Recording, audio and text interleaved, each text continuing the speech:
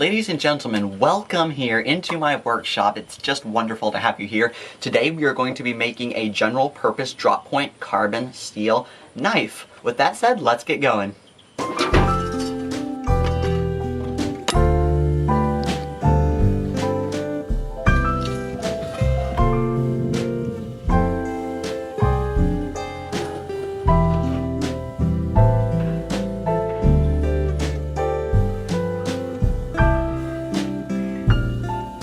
We now have the general design of our knife done. Drawn out on the circular saw blade here, we will now take it into the grizzly bandsaw.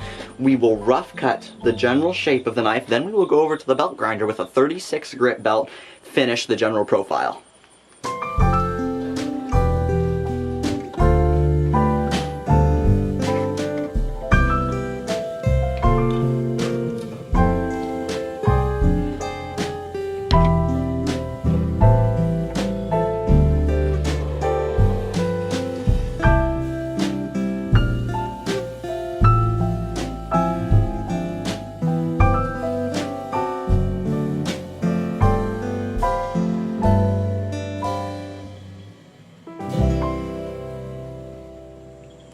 There it is. We've now finished cutting the general shape of this, so now I'm going to take it over to the belt grinder. We are going to finish the final shape all the way down to the lines that we've drawn.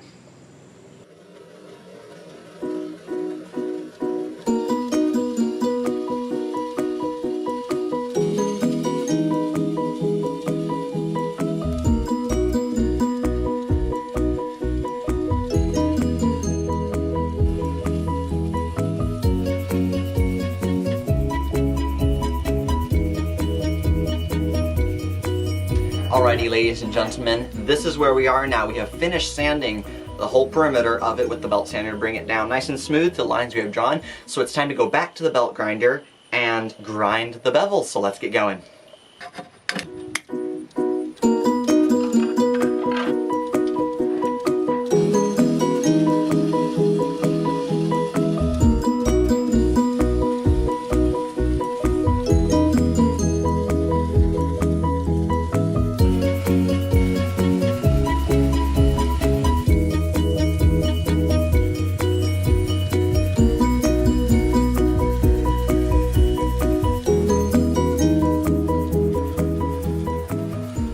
I want to stop for just a moment here and share with you a quick knife making tip.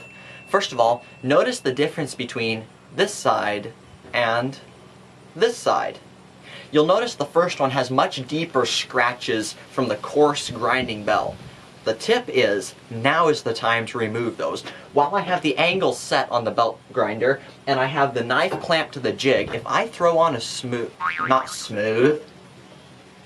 finer grinding belt, I can remove a lot of those scratches. Many knife makers leave smoothing up the bevels till after the heat treating.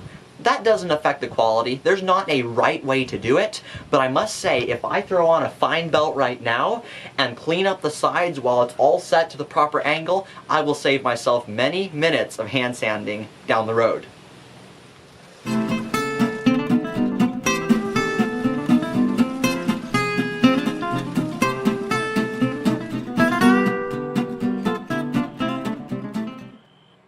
You see that? That's a smooth finish. Now it's time to drill some holes in the tang. I'm going to use my mill because I have it and it is easier, but if you're watching this video to learn how to make your own knife and you only have a hand drill, don't let that stop you. That will work just fine. But before we drill, I'm going to center punch some holes, we'll throw it in the mill and let's drill.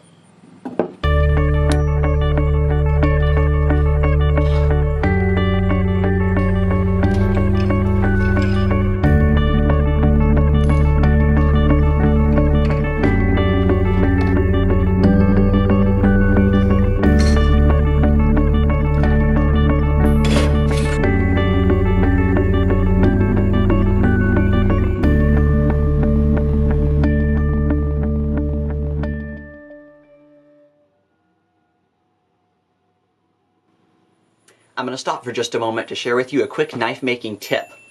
Always drill your tang holes 1/16 of an inch bigger than the pin stock size you will be using in the handle. Here's why. When you're gluing it up, it's hard to get the same size pin through the same size hole in the steel, and it goes so much smoother if your pin is slightly smaller. Plus the epoxy will take up the gap. So on this one I'm using 3/16 brass rod, and I drilled 1/4-inch holes. I think I drilled 5/16.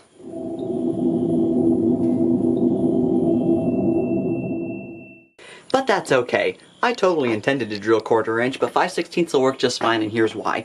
The epoxy will take up the extra gap around the pin stock, so it will still work just fine. So let's do a quick reminder of what we've done so far. First, we designed the knife. Then we rough cut it out, we shaped it, we've ground the bevels, we've drilled the holes. Now it is time for the heat treating. So in this video I'm not going to go into a detailed explanation of the metallurgy behind heat treating, but I will say, first we will go through 2 normalizing heats, then anneal it. I will stamp my touch mark, we'll anneal it again, harden it, and then temper it with a soft back jaw to achieve a hard edge, a springy core, and a tough back, because that's what we want.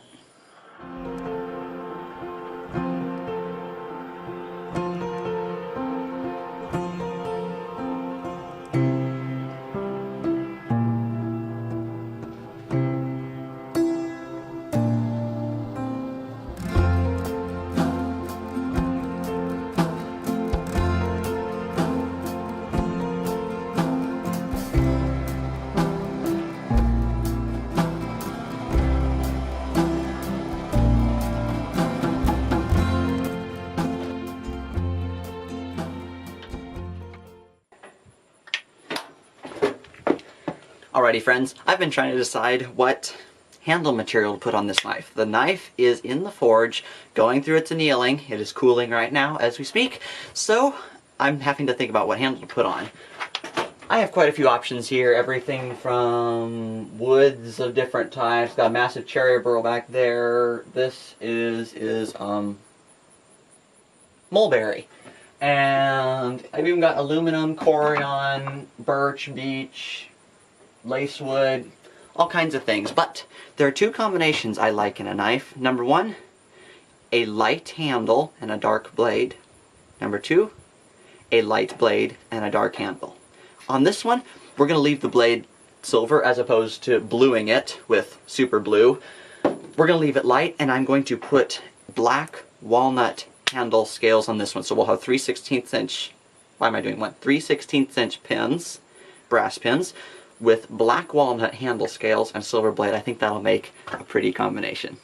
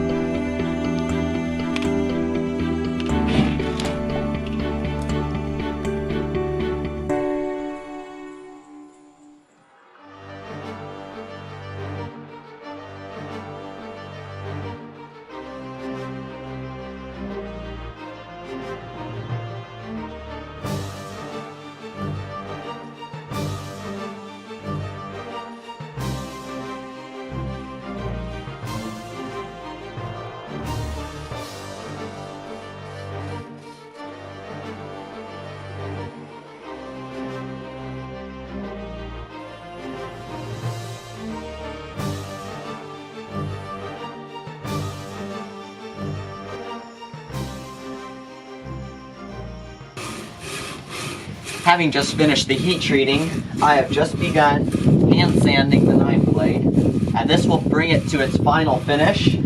Right now I have started with 100 grit. We will then go to 220 grit, then to 320, then 400, then finally 600.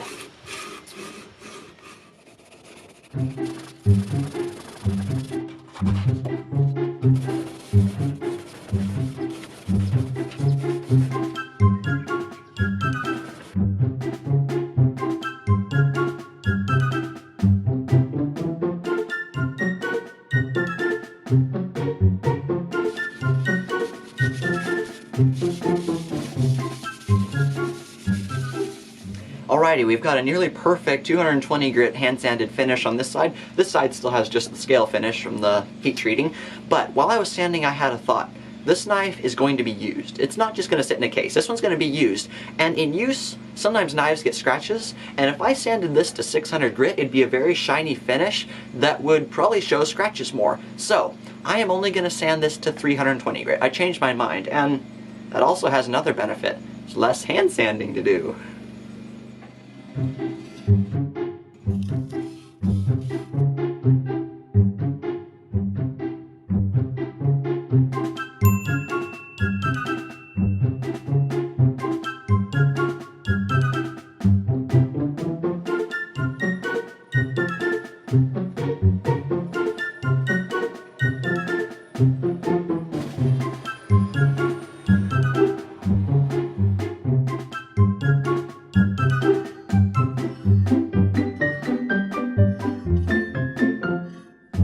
Alrighty friends, we now have a beautiful 320 grit hand sanded finish all over on this knife, and I think it looks absolutely beautiful. We are ready to start making the handle. So the first thing I'm going to do is take this over to the handle material, and I'm going to trace this tang all the way around on the wood so that I know just how it's going to sit on there, which way the grain is tilted and such. That's what I'll do first. Then I will lay out the tang holes. We will drill the tang holes, we will cut the pin stock, and then you'll just see what order this is assembled in.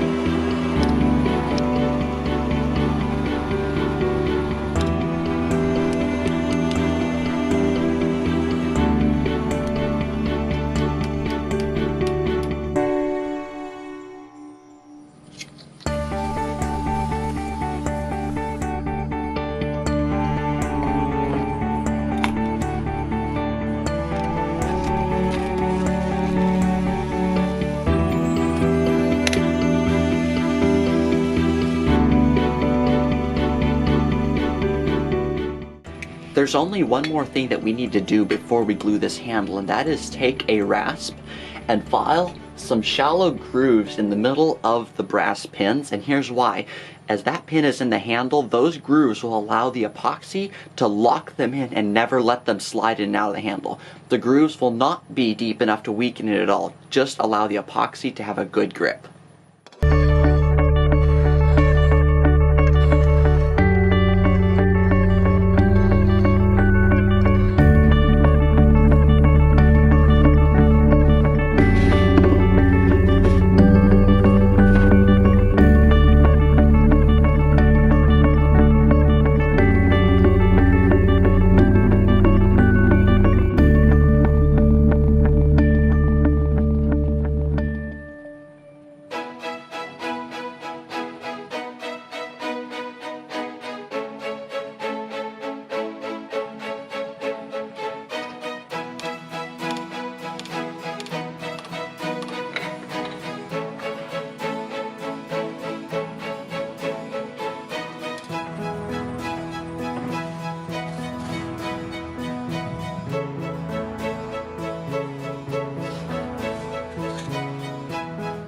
Alrighty friends, the knife is glued. Sorry I couldn't talk to you as I was doing it. Everything goes so fast, I kind of just had to get it done. Now I'll explain what we did. We put the epoxy, we mixed the epoxy. As you saw, we mixed the epoxy. Then we spread it on the tang. We put the handle scales on, and now in the vise here we have the handle scales on the knife clamped between other pieces of wood on the outside so that the excess pin stock can stick out into there.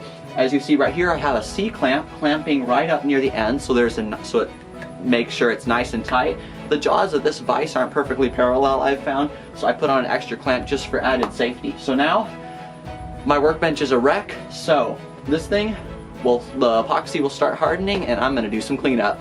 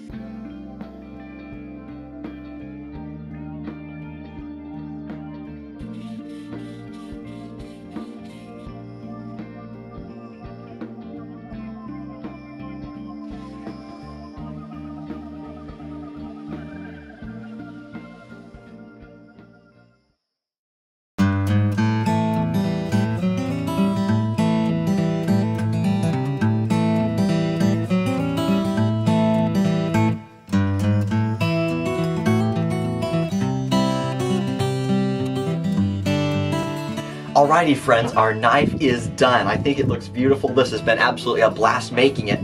But there's one more thing. The only way to know if this is really a knife is to do some slicing and chopping. Let's do it.